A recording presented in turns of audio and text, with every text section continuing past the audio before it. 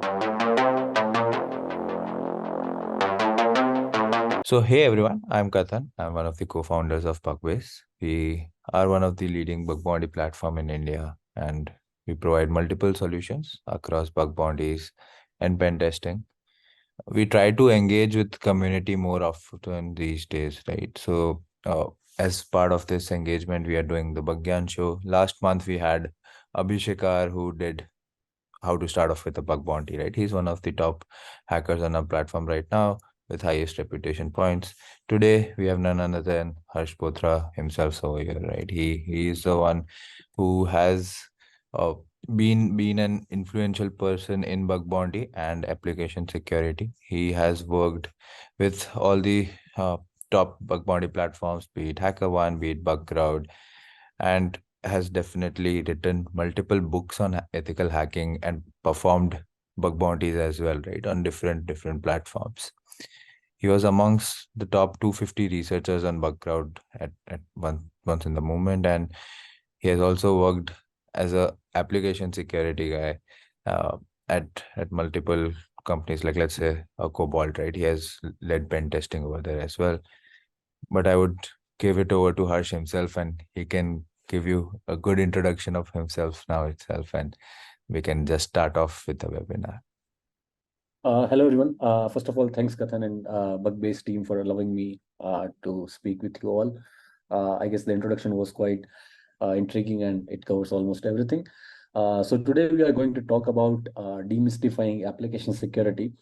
Usually I talk about something unique, most about approaches or how I go about checking some security vulnerabilities. Today's talk is going to be a combination of the approach, the kind of methodologies and AppSec and bug bounties in general. So I hope you guys find it informative and I don't bore you as we move forward. So quickly, who am I?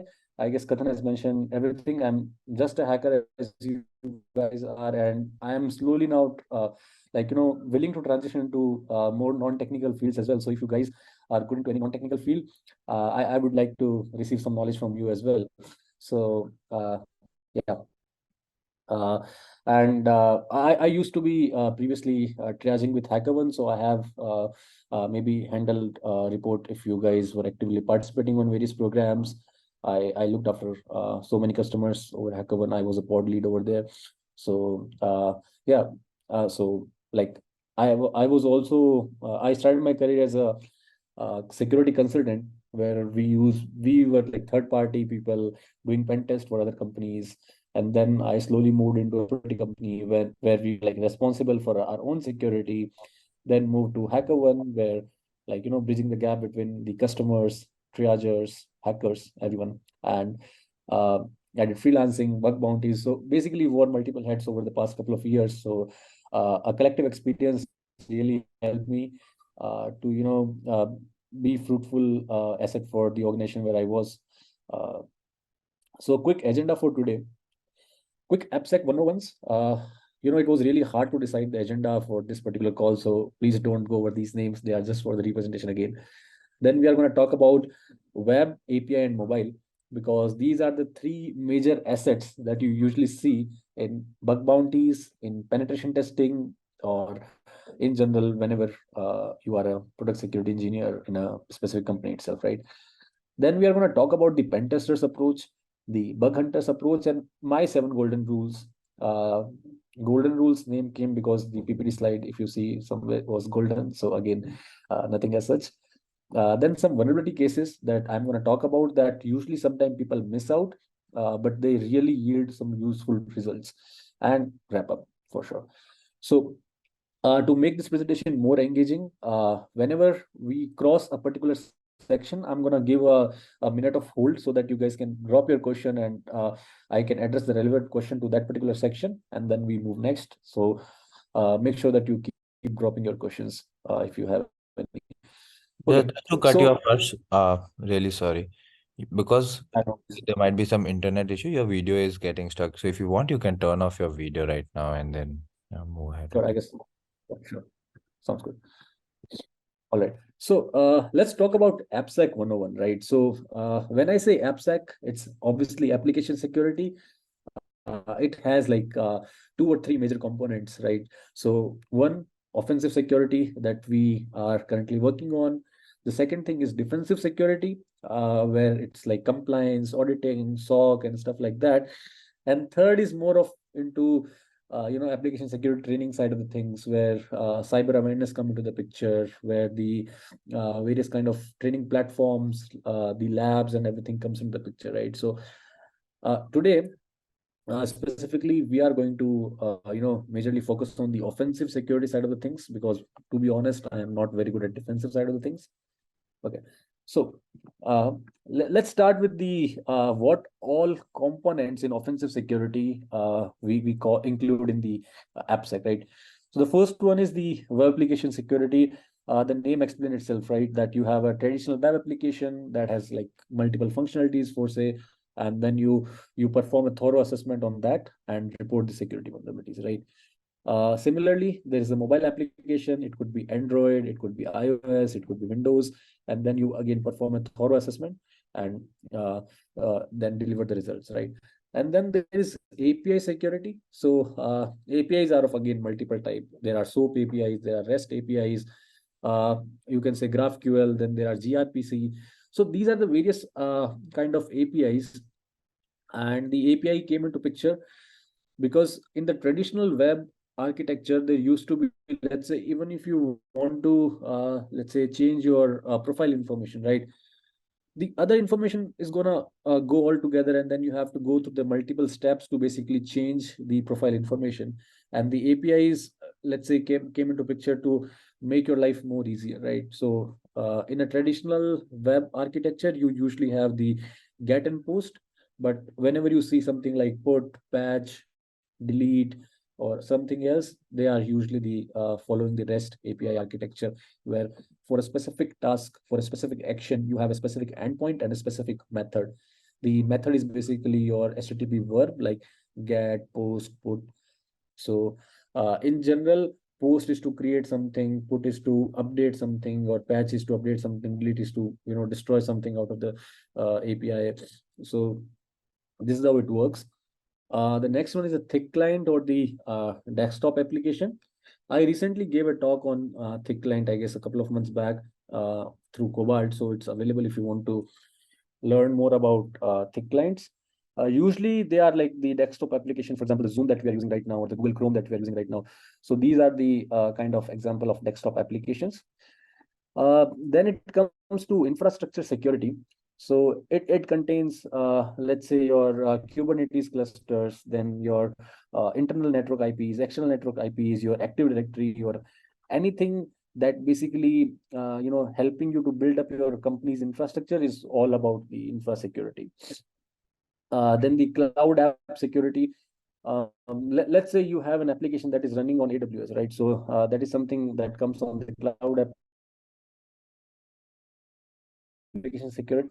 Lambda functions that you want to be tested out. Let's say there are some serverless components or something like that. So this is something that comes in cloud app security. Then at last, like there is something called Internet of Things and Internet of Everything. That involves testing your IoT protocols, your smart devices, let's say Alexa, Google Home, or Apple Home, whatsoever it is. Okay, your smart cars and something like that. So it all again somewhere comes into the IoT and IoE application security, and etc. Like again, like with the trending technology now, the AI is coming into picture, and we are seeing more and more generative application that are using GPT and some other models. So it's like again not so new, but the AI AppSec is gonna be something very trendy in bug bounties and in other pen testing domains super soon. And then we also have Web3 security, but I purposely didn't include here because right now we are more of talking about Web2 security in general. Okay, so this is a kind of basic in general that what we include in the application security. Now one common question that people have is the I know how to test web application, but I'm really afraid on testing APIs, right? Whenever I see a scope which includes API, I'm like, how to test it? And some people are like, I know web, I know API, but I don't know how to test a mobile application. So I just wanted to simplify this for you first. Okay. So consider a web application, which is here, and then there is an API here, and then there is a mobile application. Okay. Now, whenever you make a particular request, let's assume profile change for all three cases, right? There will be some backend request that you, let's say you capture in a burp suite or some other proxy tool, right? Something like, let's say, post and slash my profile, and then there's some data goes on, right? Similarly, in the API, let's say there's a request called put slash my profile, and then there's a data change request. Okay. Similarly, in the mobile application also, whenever you will perform any action, a same kind of backend request like web and API will go on, right? So, in a nutshell, the dynamic or the backend request in the web, API, and mobile are almost similar, with a little bit architectural difference. Like, in the API, you will more of see the post, put, patch, delete methods. In a traditional application, you might see API request if they are using REST structure. If they are using some traditionally old web application, you might simply see get, post, or something like that. Similarly, for the mobile application, usually they use the APIs only. So again, so the backend and dynamic request is something that you're going to see is always same that you do for the web or APIs, right? So the first thing, so if you were not testing mobile application so far, it's time to, just after this talk, pick up mobile application, start testing, because the dynamic and backend requests are the same. Okay. Now let's talk about the major difference web and mobile and API, right?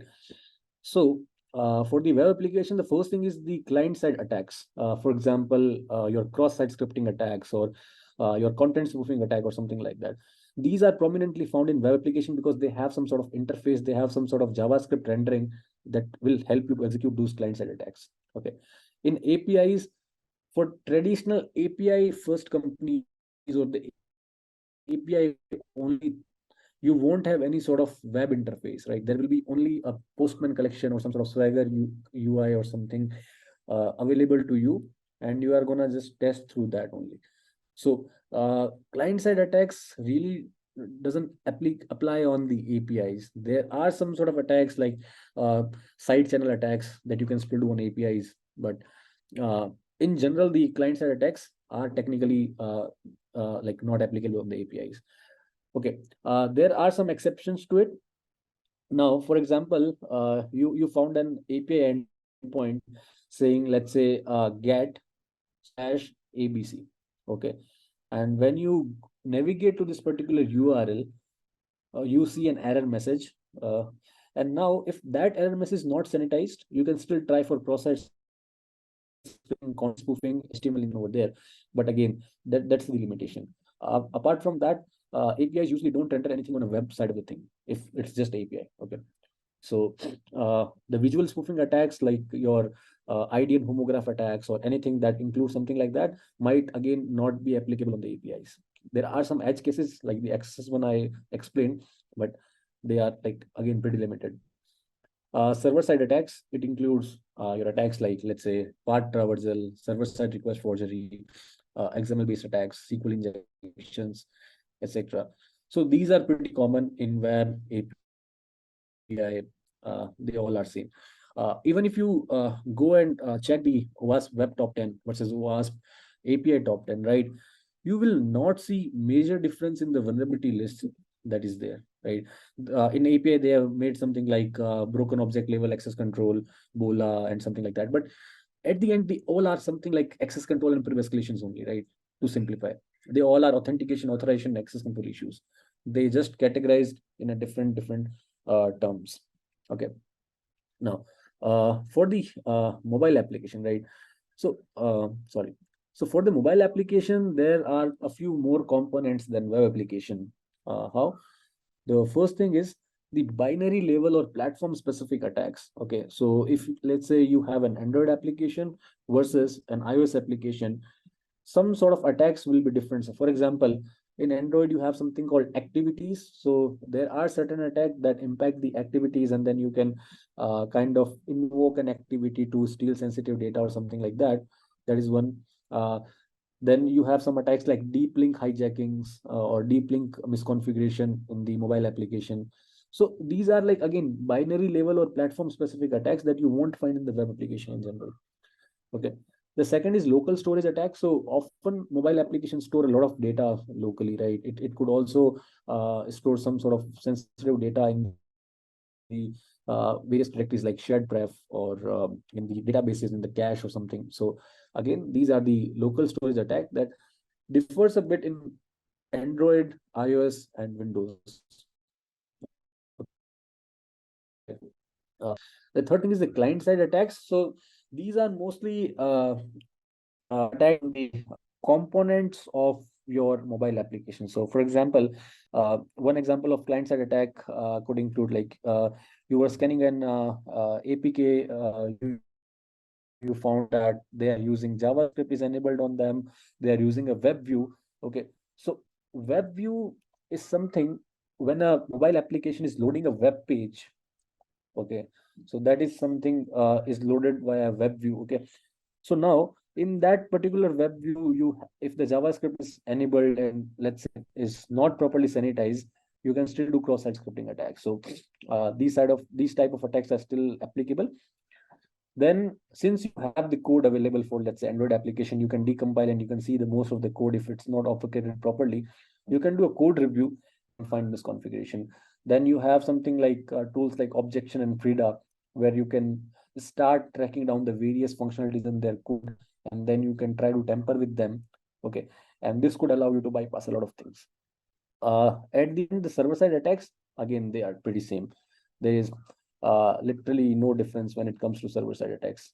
Yep, definitely Frida is love because it allows you to do a lot of stuff and it's really helpful. So there is something called intentionally vulnerable Frida lab. If you want to learn about Frida, it talks about various Frida bypasses. And if you are good at JavaScript, you can develop Frida script by yourself pretty easily. Okay. Just give me a second. Yeah. Now let's talk about the components of the application security in general. Like what is the traditional process when we are doing bug bounties or pen testing, or if we are a security engineer or something. Some steps from here might not apply bug bounty because again, in the bug bounty, the things are pretty less complicated. I'll touch base upon in the next few slides. So the first thing is the scoping the target, right? So I'm talking this from a pen test experience and also from a product security experience. So let's say you are a pen tester who's gonna do a pen test for a third party company, let's say Facebook.com. Okay. Now the first thing that I'm gonna do is I'm gonna go on a call with the developers, engineers of the security team of Facebook.com, understand the scope of what exactly needs to be tested, how many API endpoints are there, and let's say how many dynamic pages are there, how many user roles are there. Okay, is there any functionality that they want me to test, or is there anything that they want me to not touch at all at anything or something like that. So the scoping is basically a phase where you get to know what exactly you want to hit. Okay, and the second thing, this is something that you are going to go and give to your sales team or whatever the team responsible to lay out the budget plan for the customer. Okay, so that is really important skill. So whosoever is going to be a senior security engineer in some time or gonna go for a manager level role, this is something that you are usually engaged in a consultancy company doing a scoping. Okay, so in a nutshell, whenever you are doing scoping, keep track of a few things like ask for the user roles. Okay, how many user roles are there? Some companies have like X amount of user roles, like they say that our app is completely flexible. You can build on rules. Okay, so in that case, you have to assume at least 3 or 4 level of different privileges when doing testing. Okay, the second thing is how many dynamic pages are there, and the third thing is about GraphQL. Okay, so one common mistake that usually people do while scoping is that okay, it's one endpoint, and then they budget quite low. Okay, So GraphQL is one endpoint, but there are a lot of things. Okay, so if you are scoping for GraphQL, ask how many queries and mutation that you are using, because every query is different, every mutation is different, and you are going to test queries and mutation. It's not like when you are testing GraphQL, you will just check for injection attack in one query or access control attack in one query and it's all sorted. No, you have to verify each and every query and mutation to make sure that it's not vulnerable. Okay. The second thing about sorry, the performing the security assessment, once scoping it laid out and then you have given a particular date range to the customer, the next part comes the security assessment, where you usually perform the analysis. The analysis is basically of two part.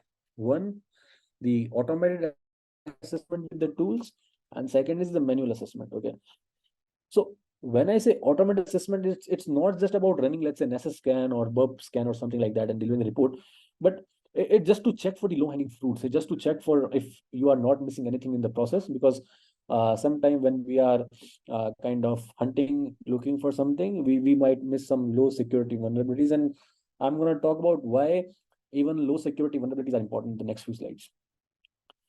Okay. So the third thing is the manual assessment. This is obviously pretty important and something that we all do. The first thing is initial recon and enumeration. So in general pen testing, right, the recon is pretty limited because you will either have the dev environment or you will have only one endpoint in the scope. So the subdomain scanning, brute forcing, or something like that, these all disqualify at this stage.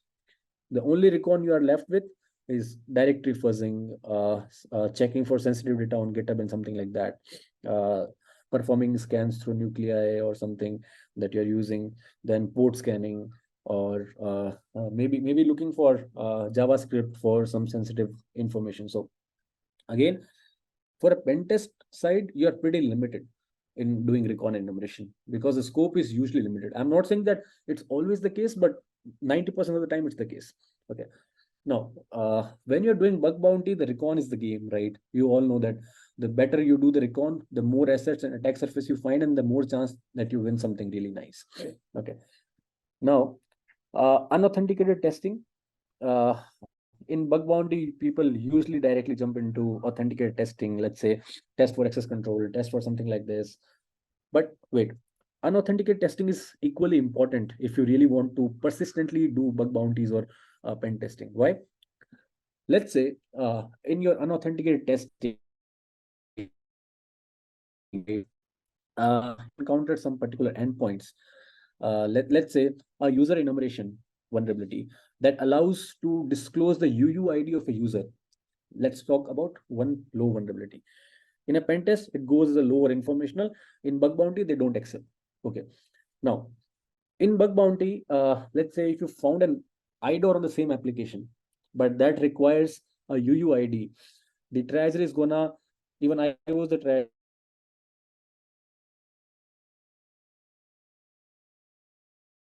UUID. Okay, it's useless to say that, hey, I can brute force and something like that. It's very big and practically not possible to brute force at the moment. But remember, you have a user enumeration that discloses the UUID. Now you are chaining these two low vulnerabilities. The one, user enumeration to UUID. The second, your medium IDOR, making it high now because the attack complexity is gonna be low. Because you can say that, hey, using this user enumeration, I can get the UUID, and now make it attack complexity is low, right? So these are some of the smart ways you have to think that while looking for these low hanging fruits could be potentially useful to exploit your high fruits. Okay, first. The second thing is like whenever a treasure or whenever even in the company, sometimes the customers say that, hey, this is not really exploitable or something. Then again, you have to go to your low hanging fruits or some other vulnerabilities and try to chain them together in a way that you can really make them more impactful at the end. Okay. The authenticated testing is again needless to say that it's where we start checking the various functionalities, various endpoints, and look for the different attacks. Then the functionality specific testing. So let's say there's a file upload functionality. So there are, let's say, 20 test cases around file upload. You are going to go and test all those 20 test cases on the file upload. So that is more of your functionality specific testing. And then it comes to the compliance testing. Now it's again specific to pen test and the internal team's security auditing, that it requires various type of compliance certificates, a lot of companies. So for example, SOC 2 is one, then there are like HIPAA, and then some sort of other GDPR or something. So you have to PCI is again one interesting. So you have to sometimes test according to compliance standards. So the vulnerability reporting changes in those compliance testing. Okay, so for example, uh, for a PCI pen test, if credit card information is not masked properly, you are going to report it, because it won't it is basically kind of blocking their PCI requirement. They cannot pass the PCI if this vulnerability exists. Okay, as simple as that. So according to the various compliance standards, you have to sometimes even report some best practice issues as a low severity vulnerabilities or something like that, and you have to look for them as well. Then it comes to reporting. Again, this is more pen test specific, where it comes to executive summaries, then in-depth analysis and all like that. In bug bounty, just report anything and you get something, right? We are going to touch on it as well. And then it's more of, again, pen test, because you do a wrap up and readout call with the customer where you explain them the findings, they need to any explanation, something like that. So I'm going to take a pause for a minute. If you have any questions, please ask, and then I'm also going to pick some questions.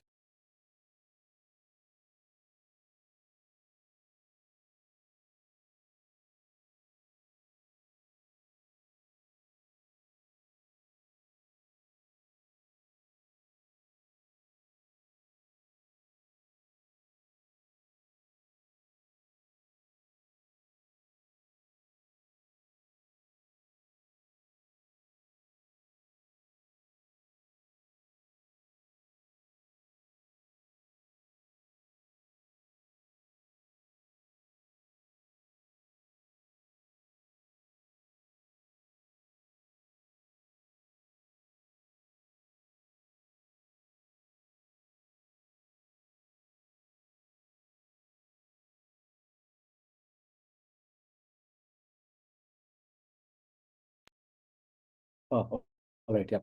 So we have a couple of good questions. So I'll start covering them one by one.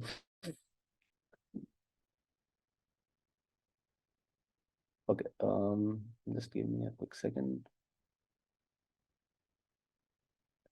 So as Devang mentioned already that because a lot of less people are looking actively on Android and iOS, you always have an edge over others. Secondly, a lot of companies have started asking, even to the fresher, that web API and mobile is good to have. In the mobile, they say good to have, right? So if you start acquiring at least the dynamic side of the knowledge, okay, because that's again like nothing. You just have to figure out the SSL pinning. Once you are able to figure that out, that's all, right? You can start capturing the traffic, and that's really easy, to be honest. And uh, I find iOS much easier than Android, because rooting Android is a hell of thing. Uh, my emulator doesn't work, like it sucks badly most of the time. So I use a physical device, and it's again more of a headache. So what is the best way to learn fast? Doing courses or certs, learning from website or something?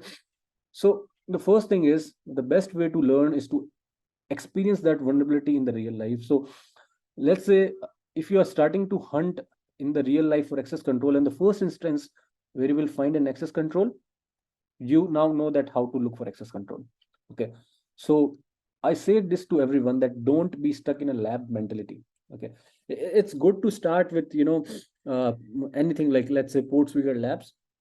You go through the Portswigger lab, you solve 4 5 labs on access control, start looking, buddy. Okay, now start looking and make a habit to at least find something.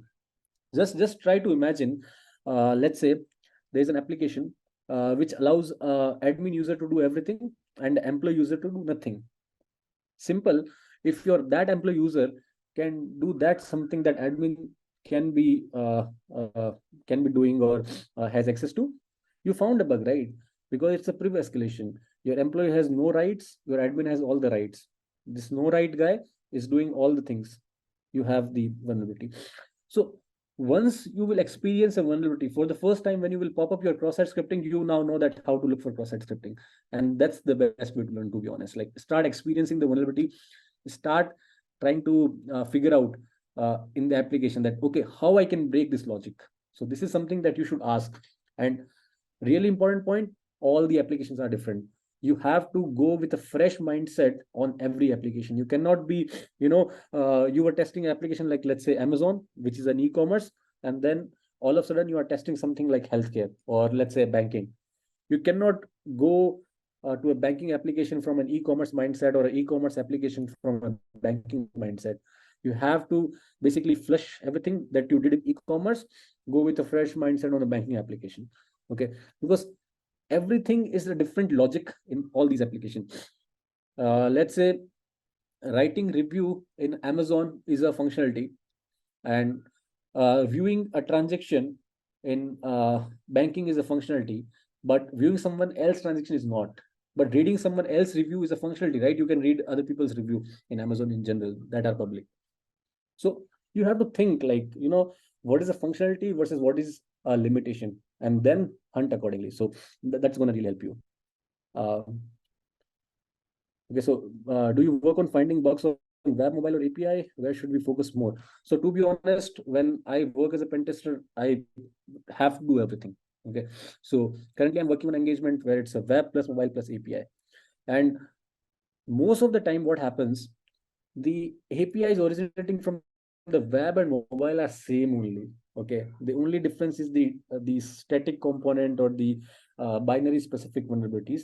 And then also I have a mind map on the I guess Android application, so you can go and check it out. If you need a directory brute forcing list, you can go to Asset Note or something. I guess they have a good list. So compliance, right? So compliance testing is not always on the blue team side of the thing. That is auditing. That is some their internal checks. There are external compliance testing as well. That is something involved in the pen testing life cycle. Okay, so I do a lot of pen test where I get asked that, hey, make sure that it's your reporting and findings, severity, and everything is compliant as per the PCI standard, as per the SOC 2 standard, or something like that. So companies have to go for the certification renewals or maybe obtain a new certification, and then they need a report from a vendor that is let's say registered with the SOC 2 or PCI or something like that. And the report will include a language, the severity, and the vulnerabilities according to those standards only. So I hope that like answer your question. How to make recon more effective? If you are like doing bug hunting, if it's a star scope domain, like do everything. I have like read a lot of talks and videos on scope based recon. So do find like scope based recon, Google it, you will find something. And I have explained like how to look or what to look when you have a different type of scope. Let's say a single application versus star domain versus everything in a scope. Okay, a lot of things might have changed since then, because the last talk I gave on recon was in 2021, but not everything is changed, a couple of things only. So I guess that will still be helpful.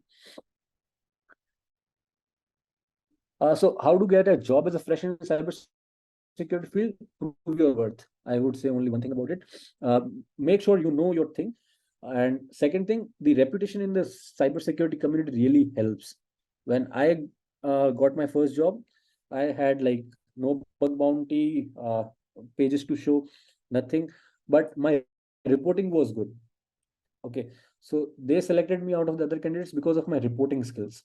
So and also I was good at communicating in terms of writing updates and emails and something. So that really matters, because you are going to slowly transition to communicate with the customer, communicate your findings effectively, mention the severity. Usually what happens, hey, I found an RC, it's a critical. No, it's not always the case, right? An RC can be medium as well, depending on what you can do.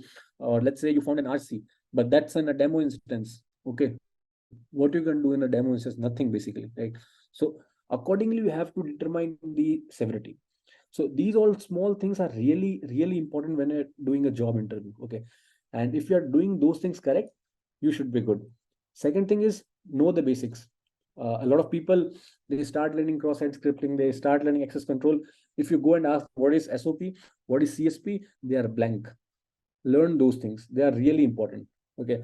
Even though they might not be asked again in your job, but technically for writing some bypasses, let's say for cross-site scripting, you should have a knowledge of CSP, SOP, and everything. Okay. So I guess again that helps out. Uh, okay.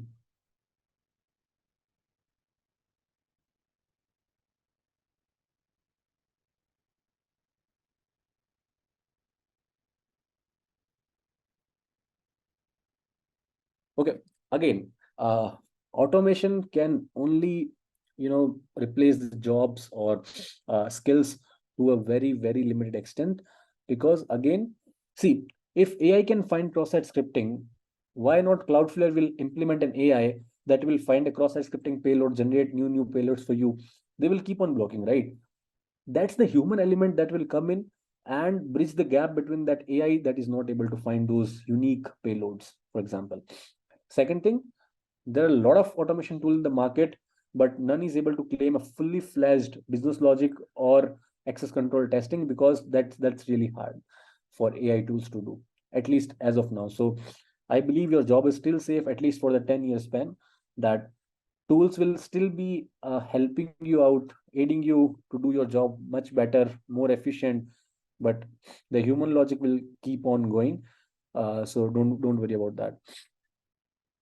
Uh, Again, so it's not all hunters that will need to do audit or smart contract, because see, it's your choice. Web 2 is not going to end. Web 3 is still there. Okay.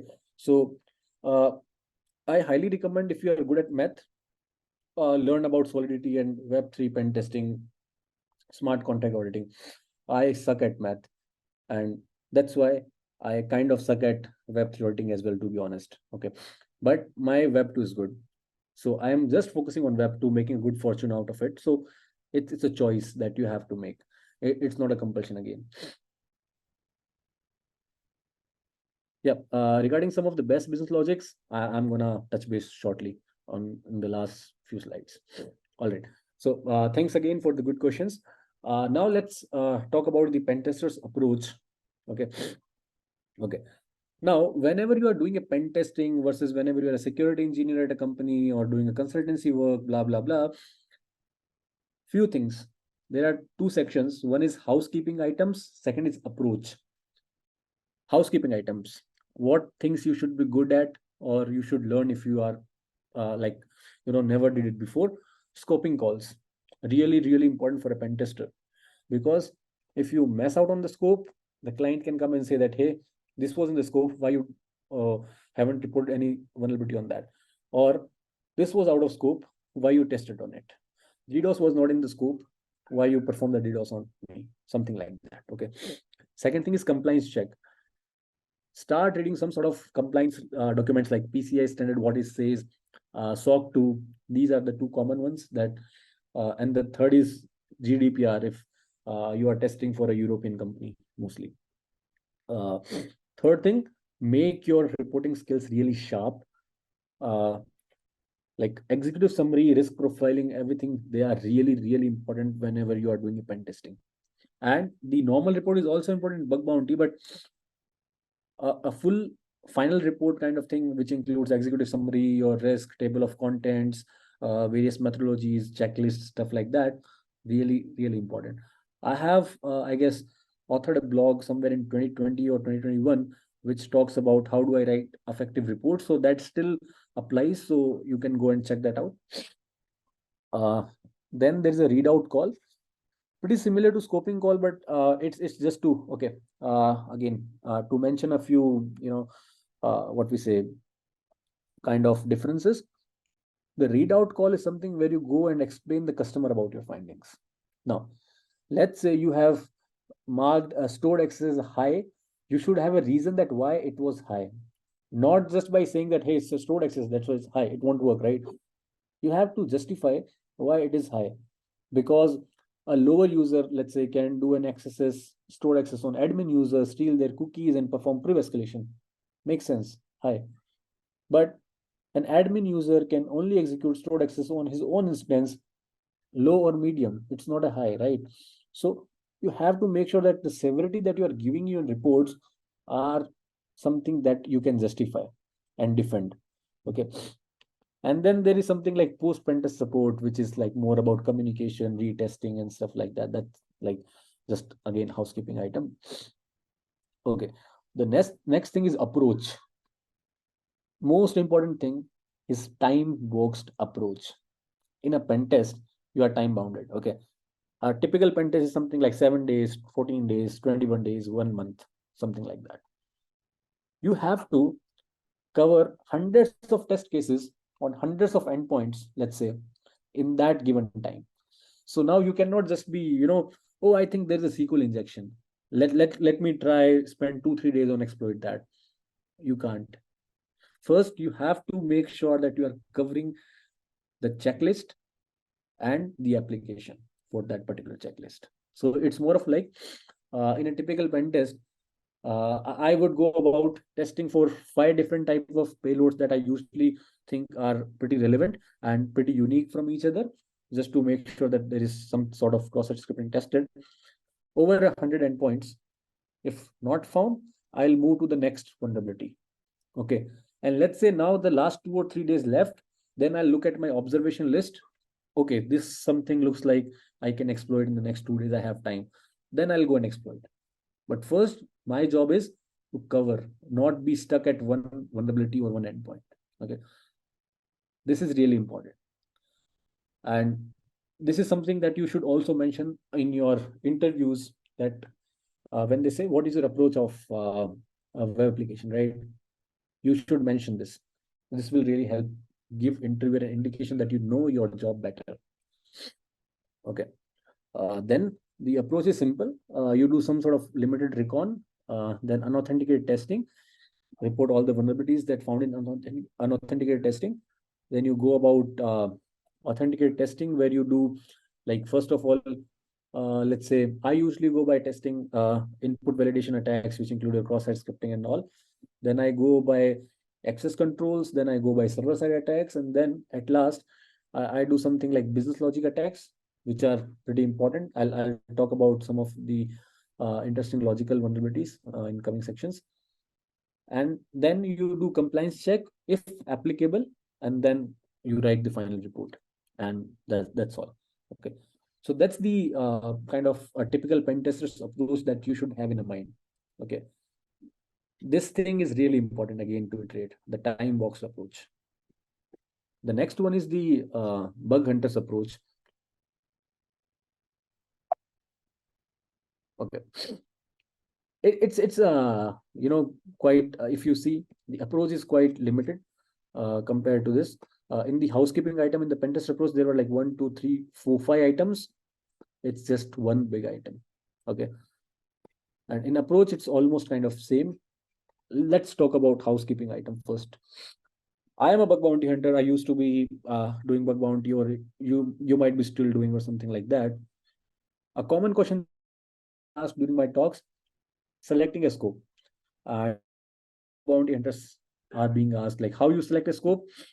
Most of the people, even I used to say that, is like, if you are good at recon, wildcard, somebody says that really look at the big application or something like that. Now, selecting scope could be divided into various criterias. For example, are you good at recon? Go for wide scope, something like star.application.com, or something like every asset owned by, let's say, Amazon is in a scope. That gives you a huge recon surface. Okay. Second thing, are you good at access controls? Because multi-tenant or multi-role applications are the best for you. Okay. Are you really good at business logic abuse? go for complex application. A lot of people, when they start looking for the complex application, they hold their head, and because they are really hard to understand. And if something is really hard to understand, that's where your business logic issues lies. Okay. Fourth, are you good at server side attacks? Choose SaaS products. Okay. SaaS is basically service product. Is a SaaS because the SaaS product usually have a tendency of syncing between the backend and the front end continuously, in a sense that in the most SaaS product, you will see there will be something called a report generation functionality that comes from an internal side of the things, will generate a bit kind of a beautiful PDF for you.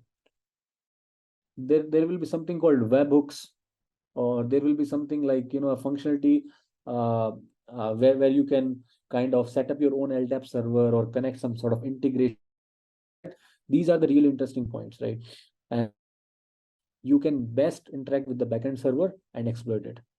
Most of the SSRF, if you will see, are found in those SaaS applications, at least what I've seen. Similarly, you have to figure out what you are good at. Okay.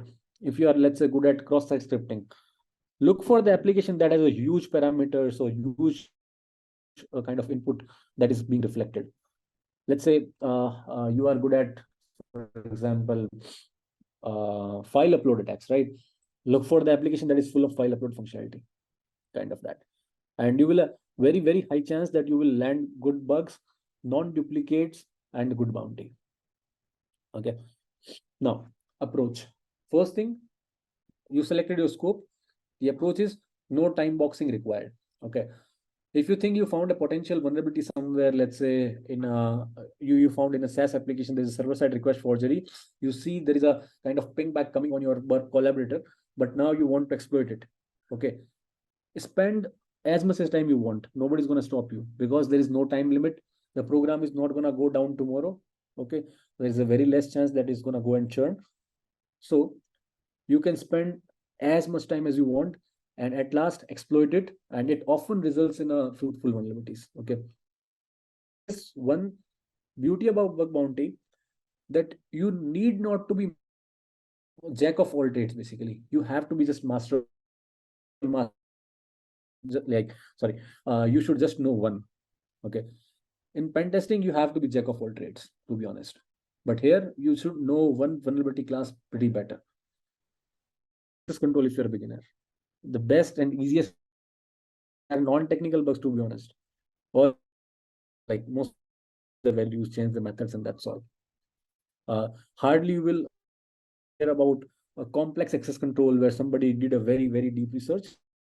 90% from my trial experience, what I've seen is people just change the either values of UUIDs or something, add some sort of, let's say, a slash somewhere. Let's say it was something like interesting IDOR get slash user. Okay, is gonna give you, okay, and okay, in the application. Now, if you see get slash users and slash that exists in the application, right? Pretty interesting. At the same time, pretty easy. And I would say it's a non-technical bug. Access control are most of the time, like even non-techies can easily understand. Okay. I used to teach my wife and she is good at access control, to be honest, because that's an easiest bug class that you can teach someone. Okay. So second thing, approach the test cases that you are most comfortable with. If you think that access is your thing, you like to bypass them, just focus on cross-site scripting. And when you go with this approach, you will definitely encounter 4 or 5 other vulnerabilities in that process, because as a security engineer, as a bug bounty hunter, it's not like you just only know access control. You still know other bugs, but your kind of mastery is in access control. Okay. And report and reward, you report something. If it's non-duplicate, if it's a reward program, you get a reward and you do retesting and close the bug, right? Pretty simple. Now, reporting is pretty kind of what we say, pretty essential and important in the bug bounty as well. Why? As a triager, I was able to triage a report that is well written in less than 5 minutes versus a report that is poorly written in just doing NMIs, to be honest. Okay. The reason why, job of triager is not to fill the gaps that you left in your report. They're just going to follow the process that you have seen. You cannot expect a triager to just you go and say that okay, do this and this will happen. No, you have to provide all the information. We obviously, because we want money and obviously everybody's doing for that, we sometimes try to be pondering around the severity, intentionally setting a higher severity, but that's not going to help, right? At the end, it will come on the lower side. So as a triager, from my experience, the person who set a very accurate severity or like wrote a very nice report received a very quick response from the customers, from the triage, and like basically from everyone in the process involved, and they have a very high chance of getting bounties as well. And sometimes, even when I used to do a bounty, sometimes the customer are very kind of generous to give some sort of appreciation award in form of bounty or swag on the duplicate report as well, if it's really well written. Okay. So it's again, don't start reporting duplicates from your friends. It's just once in a while, once in 100 customers. Okay. It like just doesn't happen for all of them. But again, reporting is pretty important. First thing, learn about reporting. If you are like if you used to, and another thing is like you can use a tool called text expander, or there are like other open source version of it as well with different names. Now, writing report, you have to just write a short code. Like, let's say for example, I have with r accesses, which means reflect accesses. So whenever I type r accesses somewhere, it pre-populate all the data. All I have to do is just change the description as suited, or just add the, let's say, URL parameter or screenshot. That's all. Okay. And for the complex vulnerabilities, it is really recommended to add a video POC. Okay. Because the triagers are like, again, the technical person, but they are not the application security engineer of that company you have reported. So we are on the kind of same ground where you are, and we might not find something easily. We might not know how something works. So it's best to give a video POC for the complex bugs at least. Okay. I'll again open for the question, taking a minute gap. Feel free to drop your question if you have any so far.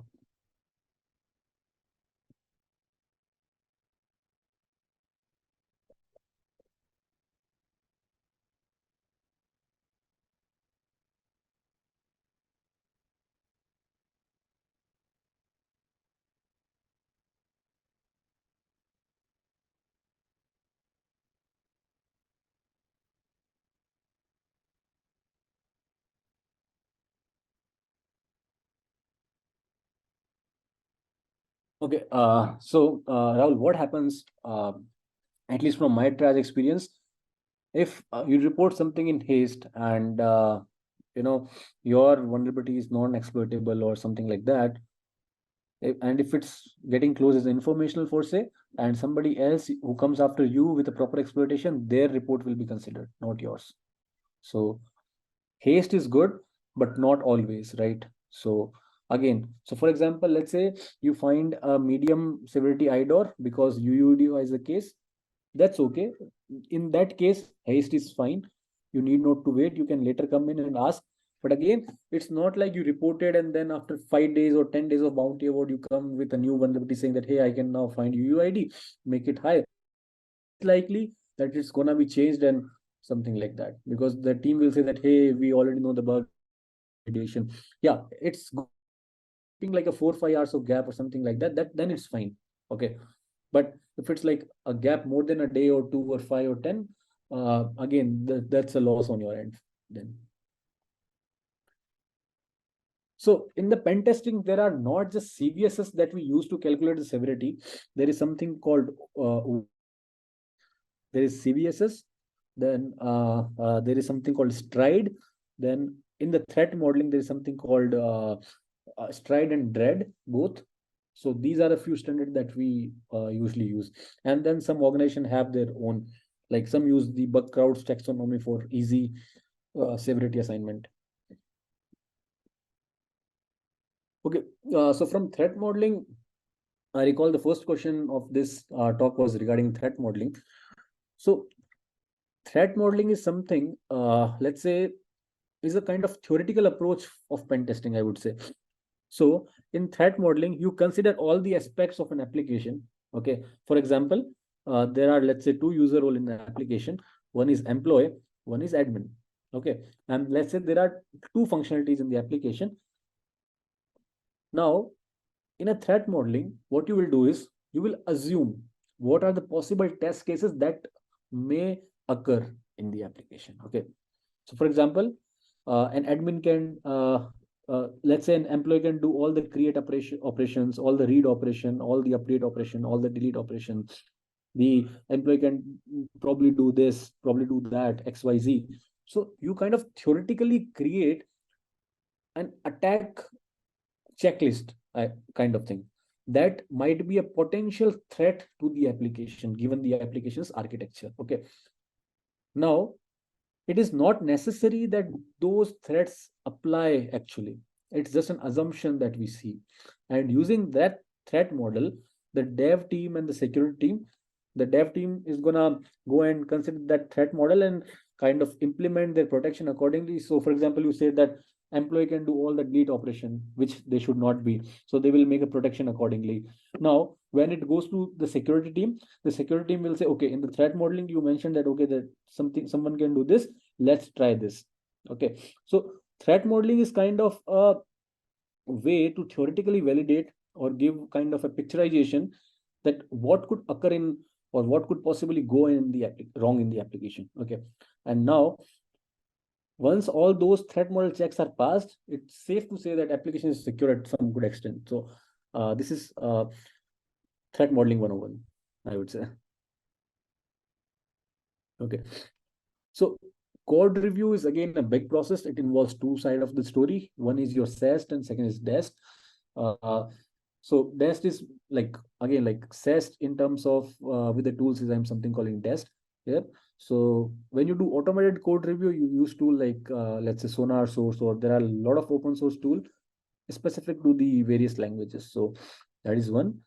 And when I do manual code reviews, so usually I approach functionality wise or module wise. So for example, I'll first pick up the login module, and then I'll make sure to test all the code that is relevant to that particular login module and try to approach the potential misconfiguration. Now, let's say with the code, I also have access to the application, then I'll gonna go and try for exploiting that. So that's it. You can find all the resources that I have created. I'll just share you the link. It contains Android and all this stuff. Just go to this website and it has everything that you need that I have created so far. Alrighty. So we are already over the time, I guess, of 1 hour, but I'll try to cover the rest as well. The 7 golden rules. Again, they are not really golden. It's just the background that was golden. So I just named it 7 golden rules. Rule 1, don't hunt blindly. Why? You will be frustrated. You will be feeling exhausted. You will be like, hey, I am not finding a vulnerability. I have been hunting for 6 months. How should I approach? Blah, blah, blah. The reason is like you haven't defined your scope, or you haven't practiced your skills in a good way. So before you hunt, align your skills with the scope and then start hunt. And I like kind of challenge you that you are going to see good results for sure. Like try this approach that I'm saying for the next 6 months, and you will see at least a less burnout, a better outcome, and some good bounties, or at least some good appreciation in your overall career, whatsoever you are doing. Okay. Second thing is value your time. A lot of new people, newcomers, they just blindly start going on the VDPs or on those responsible disclosure that are not on a platform. Okay. And also doesn't offer any sort of value, and also doesn't reply. Okay. So value your time. First of all, try to hunt on the platforms like BugBase is one of the good platform if you are in India, and if you, because when you know an application better, you can hunt on it better. So for example, let's say BugBase has an X company that is Indian company. Okay, you can now easily relate because you might have used that X product somewhere in your life. You know already the functionalities, right? So unintentionally you have all the recon data in your mind about that application, and it's easy for you to find the bugs there. So now BugBase reputation points, some sort of awards, if that's a valid finding or something like that. And you can use those reputation points. As they grow, you will get more private invites, let's say, and then you will get more opportunity for live hacking events or whatsoever it is, right? So like there are other platform as well like BugBase that might also have the same. So now in that case, you are getting valued, you are getting some sort of points that you can show in your career, in your profile. Otherwise you are not getting anything. Okay, not even money. So make sure value your time. Okay, I value my time really. So I stopped. I used to do like bug bounty on those programs offering nothing just for experience. That's good for a month or two, but you cannot do it forever. Okay, when you say got a hall of fame from X company, Y company, doesn't matter. It's not Google, it's not Apple, it's not Facebook, right? To be honest, doesn't matter. But if you are really saying that, hey, I want a top 100 of BugBase, I'm top 10 of BugBase, matters, bro. Because now you can show that among thousands and thousands of people who are hunting on BugBase, HackerOne, BugCrowd, XYZ, I'm on top 10. And now that differentiator skills gonna help you in getting to the platforms like Cobalt. Somebody asked me like, how to get on the platforms like Cobalt. So again, getting on the platform is something is totally about your profile. When you have a really strong profile, it's easy to get in there. There is no secret sauce about like, somebody with less skill is getting there. They might have less skill but a good profile, and that's what matter, right? So whenever you are going to platforms like that, they have like world's top 300 400 people. Okay, so you have to be competent enough and see yourself fit between those 300 to 400 people first, and then apply with the confidence, and you will be selected for sure. Okay, so the third thing, know your strength and approach accordingly. As I mentioned, it's okay to accept that what we are not good at and learn them. So for example, I suck at SQL injection, and I say it in all my talks. Okay, but I am really good at access control and account takeovers. So my first thing that I love finding in any application is account takeovers. And if you find account takeover somewhere, the max bounty, right, it's usually critical or something like that. So again, know your strength and approach your target accordingly, gonna help you a lot. Okay, fourth thing, look out for chaining the vulnerabilities for the maximum impact. As I mentioned that a low UUID enumeration and a kind of medium IDOR where the attack complexity was high due to this UUID, you chained them together, made a high, got a good bounty. In a pen test, made it a high, got a good appreciation from the customer as well as your team. Okay, so always look out to chain the vulnerabilities. I'll talk about one of the GraphQL finding, and if I forget to talk about it because of the time, just ping on the chat so that I can cover it again. So always try to look out for something that you can chain together and max the impact. Okay. The fifth thing is explore the target, understand their business logic, and then try breaking them. Okay. So don't just blindly start hunting as the rule one. Second, here, first go and visually inspect the application. Okay, this is feature. There are like something like, let's say, file upload, blah, blah, blah. Kind of create a visual mind map or something, or maybe take notes that, okay, there are this functionality. Kind of threat model yourself for that application. That, okay, there are 2 user roles, 10 functionalities. This can go wrong. And then approach it. And I again challenge you, you will find a lot of good bugs for sure. Learn, practice, and start implementing. Don't get stuck in the lab mindset. Okay, lab is fine for a month, for a couple of challenges, that's fine. CTF, that's fine. But in the real life, scenario is gonna be totally different. Why? In the lab, you know somewhere in subconscious mind that it's intentionally vulnerable. You will find something because it's vulnerable, right? It was created to be exploited. But a real application, you consciously and subconsciously know that it's not created for being exploited. Okay.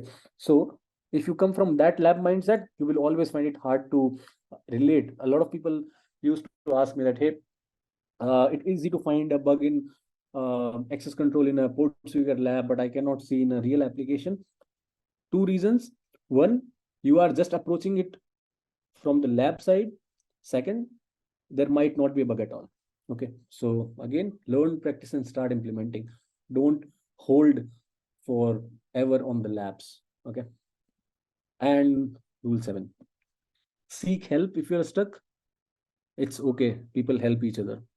Ask on Twitter, ask on your personal groups, WhatsApp groups, Discord channels, wherever. Seek help, but make sure whenever you are seeking help publicly, redact the information as much as possible. Second thing, you can collaborate, obviously. Why? It helps you to exploit the bug. It helps you to learn from other person's skill that how they are approaching something. Third, it also opens you to the new private programs. Okay, I should not be saying this, but technically people do this. They say that, hey bro, I have this program, do you want to hunt with me, and something like that, and then they split the bounties. Okay, at last, enjoy the process. Okay, if you see, the billionaires are not doing bug bounty or pen testing to be billionaires. Okay, or someone is not poor because they are not doing bug bounty. It's just one of our career that can make a fortune for us, which is obviously enough for living.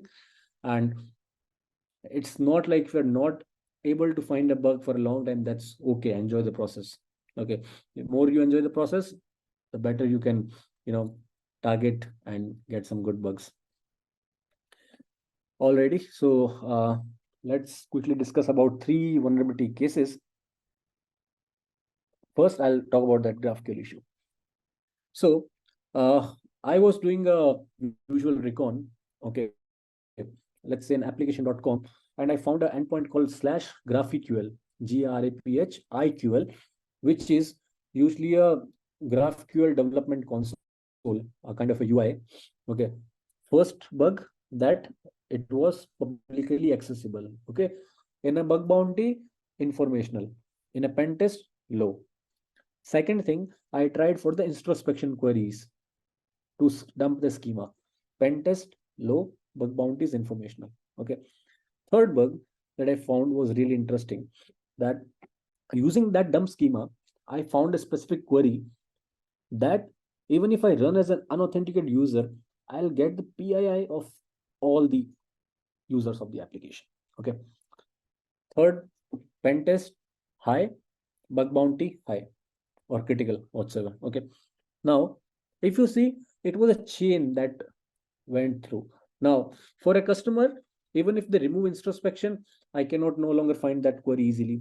If they remove the GraphQL access, I cannot be unauthenticated to access that data or something like that. So learn to chain the bugs together and show the impact. Okay, specifically for the people on the pentest side, it's really, really helpful. And on the bug bounty side, you get really good bounties as well. Okay. Okay. So the first one is privilege escalation via response manipulation using burps, match, and replace. Pretty easy to find bug, and a lot of people don't even look for it. Okay. How it works? Let's say in the request response, you always see a parameter called admin false. Okay. Now, if you make it admin true on your let's say burp suit, for once it will work, maybe, okay, or maybe not for that endpoint. The simplest way to check for privilege escalation in such cases, anything that is basically controlling the privilege. For example, it could be a role ID. Yesterday only I reported a bug in my pen test, and that's why I added this in the slide. It was a role ID that was going on, and it was saying role ID 3, which was for employee, and role ID 1, which was for admin. Okay. Now, I simply opened Burp Suite, went to proxy settings, and there is something called match and replace. And in that match and replace, I selected response body. Okay. And the kind of text I mentioned role ID colon 3, and replace I mentioned role ID colon 1, saved it, enabled it, turned on the proxy. Now, all the requests that are going through my burp suite will change wherever they will see role ID 3 to role ID 1. As a result, I was able to view and edit everything as an admin user from an employee user. It was a critical itself. Okay. As simple as that. I hope that you start looking for that. And if you were already looking, that's really great. Mass assignment attacks. If you see APIs, highly likely chance that they might be vulnerable to mass assignment attacks. Okay. So what happens in mass assignment attack? The parameters that you see in the response body and the request body are usually different. Okay. So let's say when you are updating a user profile, only a name parameter is going on, but in the response body, you will see something called role parameter or something like, let's say, email parameter or some other parameters. Now, technically, if the user has no access to edit the role himself, the role parameter should not be accepted on the server, send it through the request. Okay. But due to mass assignment, what happens? The application or the API allows the dynamic binding. Dynamic binding simply means that whenever I will send a new parameter, if it exists somewhere in the backend, it will accept it and process it. Okay. As simple as that. Now, in the mass assignment attack, what you can do is any parameter, let's say, that is disabled. In a lot of application, you see that email address is disabled, you cannot change it. Username is disabled, you cannot change it. Role is something that you cannot change it. Okay. Now, simply take that role parameter, add into your request body as well, change it to something like, let's say, admin or something like that, and send it. If the dynamic binding is allowed due to mass assignment, in the response body, you will immediately see the role as admin now. And refresh, you have an admin privilege escalation. As simple as that. This helps in your 2FA bypasses. This helps in your business logic bypasses a lot, like almost everywhere. And like every fifth API I tested, I found this vulnerability. Like every fifth company for the API I tested, I found this bug. Race condition attack, again, like, a lot of people might not be looking for it, but it's pretty simple. At any instance where you see there is a limitation, let's say in a free account, you can only invite 3 users, or let's say 5 users, something like that. That's your point. Check for concurrency. Simply use the turbo intruder or intruder with the 999 threads, run it. And even if you're able to create 5 instead of 3, that's a bug because the concurrency was not met at the time. And that's pretty simple, right? And specifically for the application, SaaS applications, okay, where let's say every user invite will cost, let's say, $10 to a company, and their plan is $30 plan, and they were allowed to use 3 users. Now, if I am able to use 10 users on that $30 plan, that's a kind of business abuse, kind of financial abuse on them. Also a good vulnerability, usually range between medium to high. So if you are not looking for it, start looking, because these are some of the really interesting bugs that are left out often, especially in pen test. Okay. Bug bounty hunters are pretty smart these days. They go about, reading all the write-ups and cover everything. Okay. Bonus. Why you should evaluate every single vulnerability request. I'll be talking about a really easy account takeover. So that was an application. Okay. So in that application, there was a password reset flow where you will enter the username, then they will ask you for a security question. Okay. And once you enter the security question, they will trigger an email. And in that email, there will be an OTP. When you put that OTP, there will be a next prompt that will ask you to change the password. Now, in general, if you see, it looks pretty secure, right? That first you have to answer security question, find a bypass for that. You have to enter OTP after that, find a bypass for that. No. when you carefully evaluate each and every request that I fortunately did in this case, that particular change password request, the last one, was independent of all. It means when I captured that request, there was no mention of OTP, there was no mention of security question. That was independent. Okay. And there were no cookies or something. All I had to do is enter, change the username, and now I can literally take over any user's account. As simple as that. And that's why I always say that evaluate every single request whenever you are going through a workflow. If you are, let's say, going through a shopping cart workflow, check each and every single request. The vulnerability might lie in anyone. Okay, it's not necessary that it's gonna be on the last request or the first request or somewhere. Even somewhere in the middle, you can find the bug. So always make sure and carefully observe each and every request. So with this, now I'm again open to questions, and then we are going to wrap up. I'll start picking it up.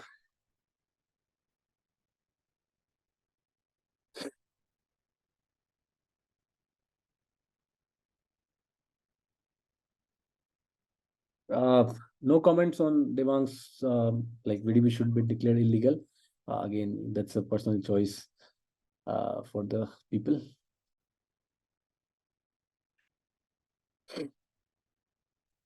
Regarding the referral, at the moment, I cannot refer anybody because I use my referral already. But if you are really skilled and you think that you fit in that particular gap, make sure to apply, and definitely their team will or simply write my name in referral. I'm not sure if they will consider it or not, but yeah, but please not everybody do that. Otherwise, they'll kick me out.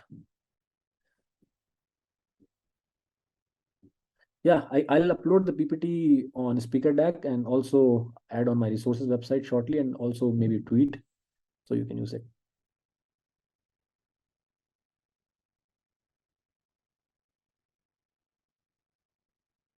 Okay, so the root cause for these type of previous escalation is usually on the client side.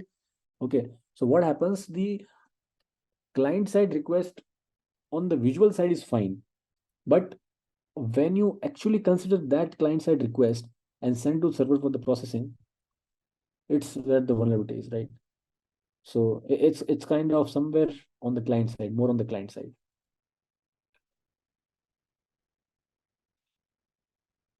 Rule number 6, how to change the lab mindset while hunting on the real programs. Forget what you did in the lab. Just know that you know XYZ bug that you tested. Okay. That's a simple answer I would say for it. Because uh, in the lab, you will see that a kind of thing that you're testing is really small. It's straightforward to you. Let's say about Portsfigure labs, it's straightforward. You know, there is a simple blog. There are like 5-6 functionalities only, and you have to test. As I mentioned somewhere in this talk itself, that if you're approaching a banking application, your mindset should be according to that banking application, not according to what you have learned in the lab. Okay. If you are new, the first thing that you can do is navigate that banking application, for example, and then create a threat model, a kind of theoretical thing that, okay, these are the user roles, these are the functionalities, now what I can possibly do here. Okay. Now you have a clear mindset. You need not, by default, you will not think of the lab mindset. I think at least. Uh, Again, see, the skills are common, like web, API, mobile. So there is nothing in terms of the most demanded skills or something. It's just like how better you know your stuff. Okay, what's your current reputation in the market? To be honest, okay, if you're, a lot of companies are asking you for your bug bounty profiles these days. So I guess I answer my question. Answer your question here. Ani, I am really bad at Web3 pen testing, so I'm not the right person for this. But there are a lot of platforms like Immunify. Then there is something called I forgot the name, but like platform like Immunify are there, so you can definitely try your luck over there. No, I was not referring to the Wireshark. In general, if we are uh, talking about the HTTP request, I use Burp Suite. or Zap. Wireshark is pretty useful, specifically when you are capturing the requests that are in a non-HTTP format. Mostly, let's say you are checking for the handshakes or some FTP protocols or something else. So at that time, it could be really helpful. Request smuggling are, again, like, they are easy to detect, but mostly are false positive. The reason being, like, exploiting the request smuggling requires you a lot of requirements are there for specifically, so they are not overlooked, I would say. There's a kind of skill gap. I don't have any specific checklist. I just go with WASP, this WSTG, MSTG, and somewhere in the mind now I have already something feed that where I know that, okay, I have to test for this, that, and blah blah. Yep, response manipulation applies only if you are able to perform view and write actions. Okay, it's not like just you response manipulated something and then popping up across search. No, that doesn't apply. That specifically I mentioned for the attacks like previous escalations. Okay, so please don't go report a response manipulation exercise saying that Hirsch mentioned in the talk that response manipulation still applies. No, sorry. Salary differs by country. Just a second. Yeah. So salaries totally, differ by countries, and then apart from experience, also, like, how skilled you really are. So I really can't comment on this range because that would be unfair to say. But we can discuss, I guess, later on about it in a one-on-one. But saying in a public is would be a kind of wrong comment here.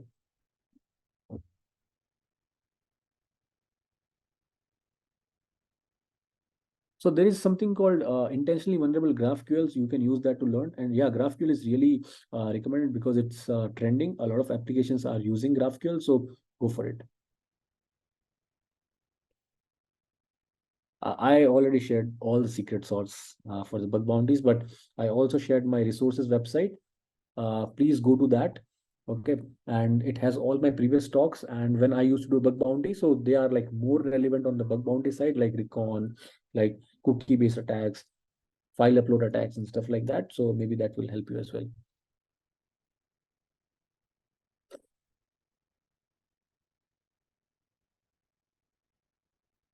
It's nice to see that people are already talking about Garba. That's good. Again, see, software engineer do complete different shit. We do complete different shit. So again, the salary cannot be compared. In general, if you see in India, typical software engineer salaries from X to, let's say, Y, and again, that's the somewhere same range for a cybersecurity as well. These days, the market has been totally fluctuated. Why? If you know your skills really well. Second, if you have a really good bug bounty experience, okay, or like some pen testing experience to show something like that, or if you know somebody, you can. I have seen like people with 1 year of experience going on a really, really high role in their career and getting good. So one of my junior from my college is also in HackerOne, earned almost was when I was at HackerOne, we used to earn almost same. He was like almost 1.5 year experience. I had almost like 4 year experience. So you can see that, right? We cannot compare the market at the moment at all. Don't focus on the certification right now for the job. It's not really required. It's just like good to have thing. Okay. So I had no certification when I did my first job. So I still won't recommend you to spend your bucks. Usually companies sponsor you to get the certifications. Should we start reading the ethics first? Are you talking about my book or like ethics in general? In both case, yes.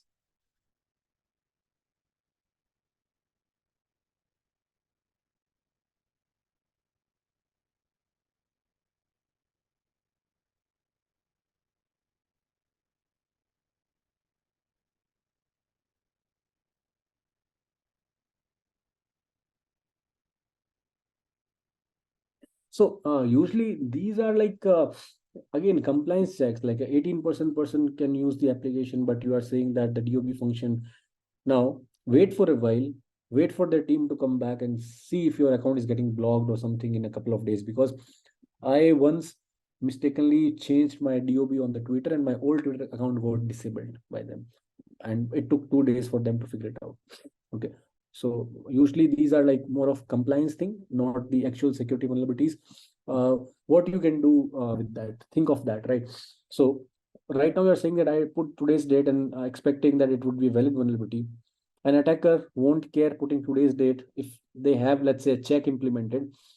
Are they actually asking for any Aadhaar card or PAN card or any sort of identity or anything? Okay, if you are in different country, any sort of identity, no. Then an attacker can put any date. I can say that I born in 1970, something like that, right? And I'll access the application. So consider it that way, that how severe the impact could be, right? In this case, it's more of a compliance thing. But for the bug bounty, you don't look for the compliance checks. They are not asking you to look for that. So you are in the first year of BCA, I would say explore everything in the first year. Okay. Like explore the programming, explore cyber security, cloud computing, machine learning, whatsoever interests you. Once you do that, from your second semester or your third semester, when you're in your second year, now from your past experience of exploring everything, figure out what you like the most, what interests you the most, and then the last 2 years, second and third year, focus on that. I guess that will help you out.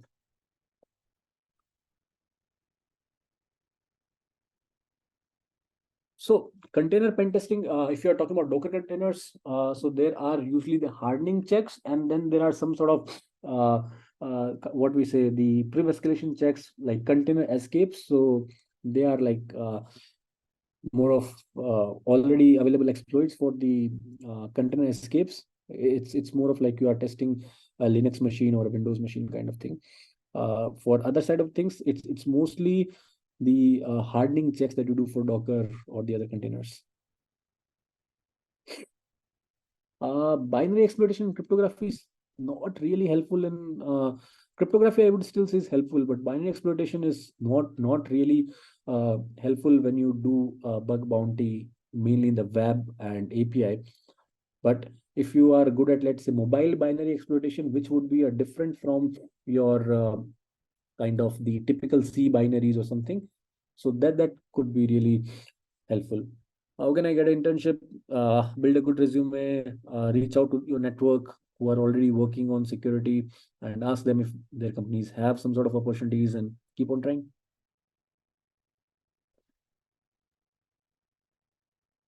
BCA, BTech, to be honest, if somebody 10 years back told me, not even 10 years, like back in 2015, told me that, hey, cybersecurity have nothing to do with the BTech, BC or anything, honestly, I would have saved my 12 lakhs rupees right now and a lot of headache of paying back the loan. So, in a nutshell, my degree is still somewhere in the suitcase. I don't know where it is right now. I never used it in the last 5 years at all. Nobody asked it. So, I hope this answers the question as well. I guess, Harsh, sorry to interrupt, but people have a lot of questions, right? So, and Ah, we're on a time crunch maybe. So, what we can do here, we can have one last question that you would like to take, you feel is the most relevant here. You can maybe answer that, and we can then uh, yeah. end this session. Yeah, so let's give them a minute to drop any questions and then I can pick one. So, And guys, everybody, if you have any questions, please drop by, and Harsh can then select the most relevant question out here.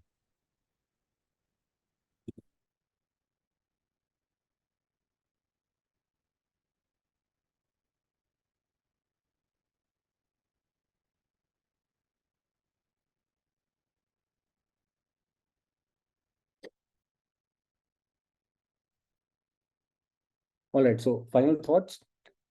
Android, iOS, everything is trending. It totally depends what and where you are looking.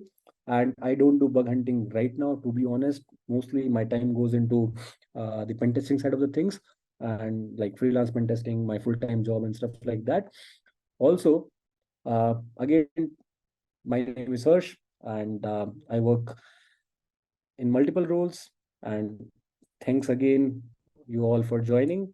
And those who joined late, maybe I'll drop my Twitter link or my website link here in the chat. Know me better there.